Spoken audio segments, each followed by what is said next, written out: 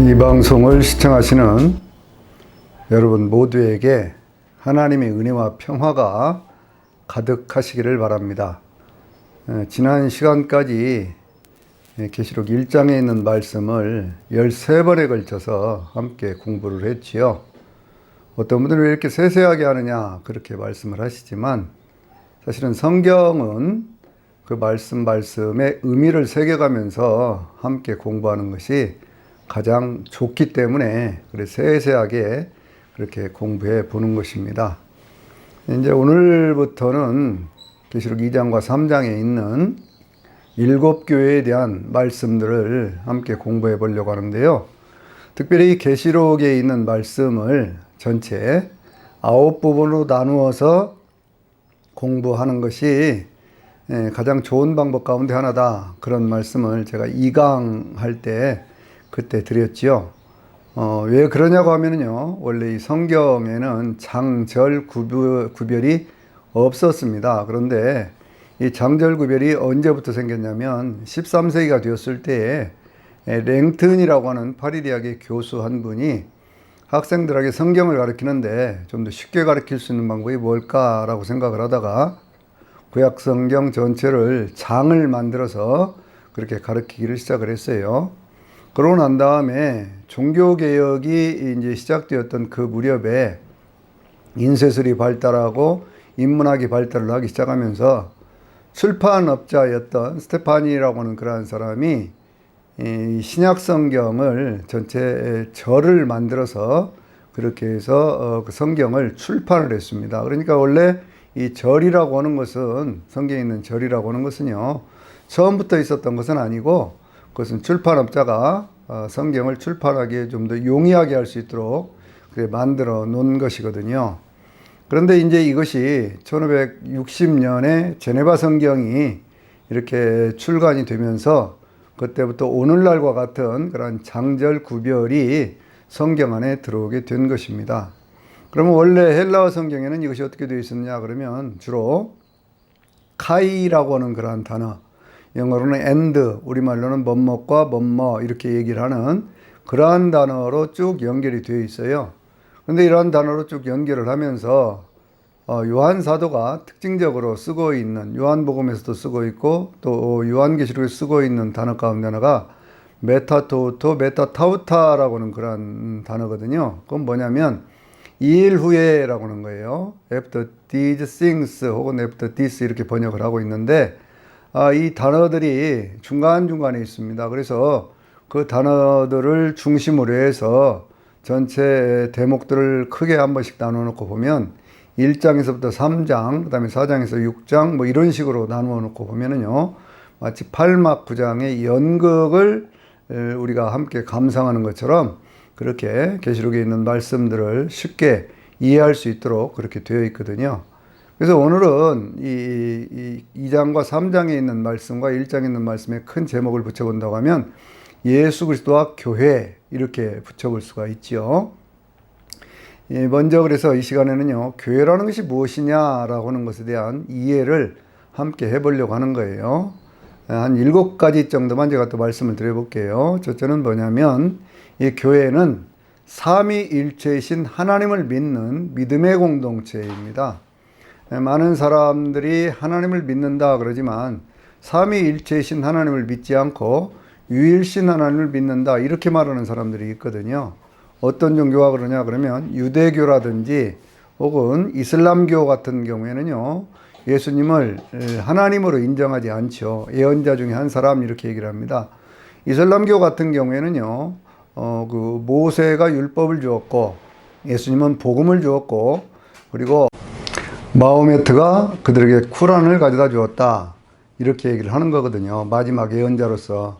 그러니까 예수님이 하나님이다 하는 것을 인정하지 않으면서 하나님을 믿는다 이렇게 이야기하는 대표적인 종교들이 바로 유다교라든지 혹은 이슬람교지요. 그러니까 이것은 기독교하고는 상관이 없다 그렇게 말씀을 드릴 수가 있고요. 두 번째는 뭐냐면 성경 66권을 경전으로 인정하고 그 가르침을 따라 사는 말씀의 공동체가 바로 교회입니다. 많은 어떤 이단들이라든지 다른 종교에서도 각각 자기들의 어떤 가르침을 닮은 그러한 책들을 가지고 있지요.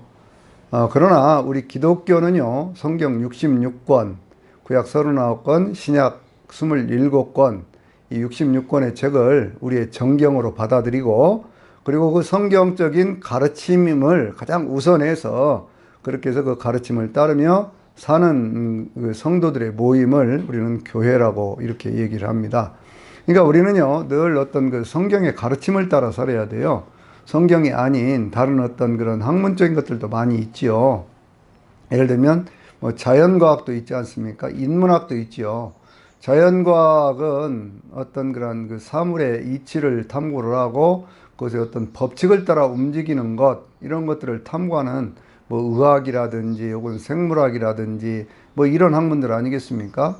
인문학이라고 하는 것은요, 인간에 대한 탐구를 하지요. 인간에 대한 탐구를 하는데 그 인간이라는 존재가 무엇이냐라고 하는 것을 쭉 탐구를 하면서 인간다운 삶을 추구를 하는 철학이라든지 뭐 역사라든지 이런 것들을 우리가 인문학 그렇게 얘기를 하잖아요. 신학이라고 하는 것은 하나님은 어떤 분인가, 그리고 그 하나님에 의해서 구원받은 우리 인간이라는 자는 어떤 것인가 라고 하는 것들을 주로 탐구하는 그런 학문입니다.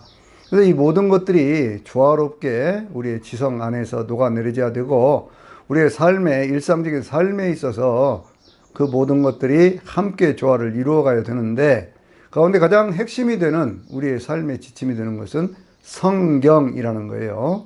성경적인 가르침을 떠나서 무슨 자연과학의 어떤 그 진리라든지 이런 것들을 절대화한다든지 혹은 인문학적인 어떤 지식을 절대화하기 시작하면요, 하나님 없는 세상 가운데 살게 되는 것이거든요. 그래서 우리는 이 성경의 가르침을 가장 중심에 놓고 그 말씀의 진리를 따라서 우리의 신앙의 삶을 이끌어 가야 됩니다. 그것이 우리가 교회에 속한 성도로서의, 말씀의 공동체인 교회에 속한 성도로서 그렇게 살아가는 것이 되는 것이죠. 세 번째는 뭐냐면 사도신경에서 말씀하고 있는 신앙 고백을 공통으로 고백하는 신앙의 공동체를 우리는 교회라고 얘기를 합니다.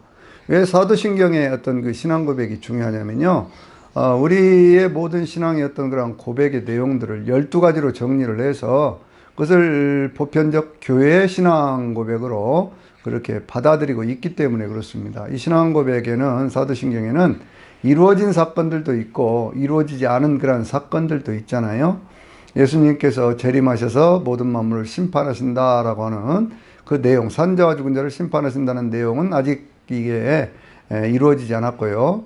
몸이 다시 사는 것과 영원히 사는 것, 곧 부활에 대한 말씀도 이것도 아직 이루어지지 않은 내용 아닙니까? 그러나 그 안에 있는 12가지 그 내용들 가운데는 어느 것 하나 없이 부인해서도 안 되고 그것을 거부해서도 안 되는 그러한 내용들이 담겨져 있습니다. 어떤 이단에 속한 사람들은요, 그게 죄를 사해 주시는 것과 라는 그러한 내용이 있다고 해서 그 사도신경을 거부하는 사람도 있고요. 또 어떤 사람들은 교회가 죄를 사한다라고 하는 그러한 내용 아니냐, 그래서 그걸 하지 않는다, 이런 엉터리 같은 얘기를 하는 분들도 있거든요. 그러나 그게 아니에요. 죄를 사하여 주시는 것은 예수 그리스도시고, 그리고 우리는 하나님의 은혜 안에서 구원받은 하나님의 백성이기 때문에 사도신경에 있는 내용들을 잘 익히고 이것을 함께 고백할 수 있는 신앙의 공동체가 되어져야 됩니다. 네 번째는 무엇을 말씀을 드릴 수가 있냐면요, 이 네 번째는 교회는 절대 평등의 공동체다라고 하는 거예요. 이것이 아주 놀라운 그런 얘기거든요. 이건 뭐냐면 오순절날 성령께서 강림하시면서 모든 사람들에게 똑같이 성령이 오시지 않습니까? 구원에 있어 차별이 없다고는 그것을 우리에게 지금 보여주고 있는 것이죠. 남녀노소 빈부귀천의 차이 없이 교회 안에는 모든 사람들이 평등한 존재로 그렇게 구원받은 하나님의 자녀로 이렇게 있는 거예요. 이것은 세상에 있는 그 어떤 조직도 말하지 못하는 것입니다. 어떤 정치 체계가 그렇습니까? 경제가 그렇습니까? 그 무엇이 모든 사람들의 절대 평등을 얘기하고 있습니까? 그러나 성경은 처음부터 남자와 여자를 창조하시되 모두 다 하나님의 형상대로 창조하셨다고 말씀하고 있고, 오순절날 성령께서 임하셔서 모든 사람에게 임하셨을 때에 고린도전서 12장 3절에 있는 말씀을 보면은요, 누구든지 성령으로 말미암지 않고는 예수 그리스도를 주님이라고 고백할 수가 없다 그랬잖아요. 그러니까 모든 사람들이 절대적인 평등, 하나님의 자녀된 절대적인 평등을 말씀하고 있는 것이 교회이기 때문에 이 교회가 들어가는 곳에서 많은 그러한 정치적인 세력들과 부딪히는 이유 가운데 하나도 거기에 있는 것이거든요. 그러나 교회는 모든 사람들에게 열려있는, 구원의 문이 열려있는 것이고, 예수 그리스도를 영접하는 사람들은 모두가 다 하나님의 자녀다라고 하는 절대 평등의 공동체, 이것을 우리는 교회다 이렇게 얘기를 하는 거예요. 또 교회는 어떤 곳이냐 그러면요, 교회는 어떤 민족의 범위를 넘어서서 온 세상에 있는 모든 사람들의 공동체예요. 이건 무슨 얘기냐 그러면요, 이 교회가 세워지기 이전에 뭐가 있었죠? 유대교가 있었죠. 근데 유대교는 어떤 민족 종교 아닙니까? 지금도 그들은 그들의 민족의 메시아를 기다리고 있잖아요. 하나님을 믿는다고 그러면서 민족의 메시아를 기다리고 있거든요. 그러나 교회는 예수님께서 부활하시면서 또 승천하시기 전에 제자들에게 말씀하시기를, 너희는 가서 모든 민족을 제자로 삼아 아버지, 아들과 성령의 이름으로 세례를 주고 내가 너희에게 분부한 모든 것들을 가르쳐 지키게 하라. 볼지어다 내가 세상 끝날까지 항상 너희와 함께 있으리라. 그렇게 말씀하셨지요. 또 승천하시기 바로 직전에 사도행전 1장 8절에서 뭐라고 말씀하셨습니까? 이렇게 말씀하셨죠. 오직 성령이 임하시면 너희가 권능을 받고 예루살렘과 온 유대와 사마리아와 땅끝까지 이르러 내 증인이 되리라. 이렇게 말씀을 하셨거든요. 그러니까 이제 세상에 어떤 것도 차별이 없이 모든 민족을 대상으로 있는 것이 바로 교회라고 하는 거예요. 우리가 선교하는 이유가 뭡니까? 바로 거기에 있는 것이죠. 여러분, 계시록에 있는 말씀이에요. 그것을 더 분명하고 확실하게 말씀하고 있는 것이, 하나님 앞에 구원받는 백성들에 대한 얘기를 할 때 나라와 백성과 방언과 임금이라는 그런 얘기도 있고요. 나라와 족속과 백성과 방언에게 라고 하는 그런 말씀도 있고요. 하여튼 다양하게 그렇게 표현을 하고 있는데, 그 모든 이야기들이 결국은 뭐냐면, 세상 가운데 그 누구도 무슨 뭐 피부색이라든지 정치적인 이념이라든지 무슨 사회 체제라든지 이런 것들에 구별 없이 각 나라 각 족속 각 민족에게서 이렇게 구원받은 백성들이 언어의 차별도 없이 그렇게 나온다라고 하는, 교회라고 하는 것은 어떤 하나의 민족적인 종교를 말하는 것이 아니고 온 세계, 온 우주적인 그런 공동체다라고 하는 것을 말씀하고 있는 것이 바로 교회에 대한 그런 내용이에요. 교회가 무엇인가를 우리는 잘 이해를 할 수 있어야 됩니다. 한 가지를 더 말씀을 드려볼까요? 그것은 뭐냐면, 이 교회는 성령 안에서 하나된 공동체예요. 각 지역마다 교회가 있지요. 각 나라마다 교회가 있습니다. 그렇다고 해서 그 각 나라, 각 족속들에 있는 그 교회들이 그것이 각각 다른 교회입니까? 아니지요. 그것은 전부가 성령 안에서 하나된 교회입니다. 1517년에 종교개혁이 이루어진 다음에, 종교개혁의 시발점이라고 볼 수가 있잖아요. 그때 이제 각 어떤 교파들이, 우리 개혁교회 어떤 그런 교파들이 생겨나기 시작하지 않습니까? 먼저 루터교라든지 혹은 장로교라든지요, 혹은 뭐 성공회라든지 또 침례교라든지 감리교라든지 성결교라든지 구세군이라든지 오순절과 같은 그런 이 교파들이 한 8개 정도 되지요. 기본적인 것이요. 그런 교파들이 쭉 생겨났고, 오늘날에는요, 자유 독립교회들까지 교회들의 모습으로 이렇게 나타나고 있어요. 근데 그럼 그 각 교회들이 교파가 다르다고 해서 다른 교회냐 그거예요. 각각 그 강조하는 신학적인 어떤 그런 관점에서 좀 더 강조하는 내용들이 어떤 것을 더 강조하느냐, 강조하지 않느냐라고 하는 것에 차이가 있지만, 모두가 삼위일체 하나님을 믿고 있고, 또 성경을 기본 우리의 경전으로 받아들이고 있고, 그리고 그 가운데에서 사도신경의 신앙 고백을 모두가 공통적으로 하고 있거든요. 그래서 이 교회라고 하는 것은요, 어떤 한 민족의 종교가 아니에요. 이것은 모든 사람들을 위한 열린 교회라고 하는 거, 온 우주적인 교회라고 하는 거, 그걸 늘 기억할 필요가 있습니다. 또 이 교회는요, 우리가 살아가면서 늘 어떤 체험하는 것인데, 교회는 무슨 공동체냐 그러면 생명을 살리는 공동체예요. 교회 안에는 사랑이 있습니다. 교회 안에는 평화가 있고요. 교회 안에는 죽어가는 사람들을 살리고자 하는 하나님의 성령의 역사가 있어요. 주님께서 이렇게 말씀을 하셨죠. 인자가 온 것은 양들로 생명을 얻게 하고 더 풍성히 살게 하려 함이라 이렇게 말씀을 하셨거든요. 그리고 이 삶이라고 하는 것이 이 생에서 삶뿐만 아니라 영원한 삶까지를 교회에서는 얘기를 하고 있어요. 그러니까 이 교회는 생명의 공동체예요. 그러니까 교회를 다니는 사람들은요, 살아나야 되는 거예요. 여러분 생각해 보세요. 왜 교회 다니는 사람들 가운데 어떤 사람들은 마음에 아픈 것들이 고침을 받기도 하고요. 또 어떤 사람들은 병이 들었을 때 그 병을 고침을 받기도 하고요. 또 어떤 사람들은 귀신이 들렸는데 귀신이 나가기도 하고요. 왜 이런 일들이 교회 안에서 이루어집니까? 이것은 하나님이 주시는 그러한 영원한 생명의 역사가 나타나기 때문에 그런 것이거든요. 그래서 이러한 것들을 우리가 기본적으로 그 외에도 많은 것들이 있죠. 교회에 대해서 말씀을 드릴 수 있는 것이.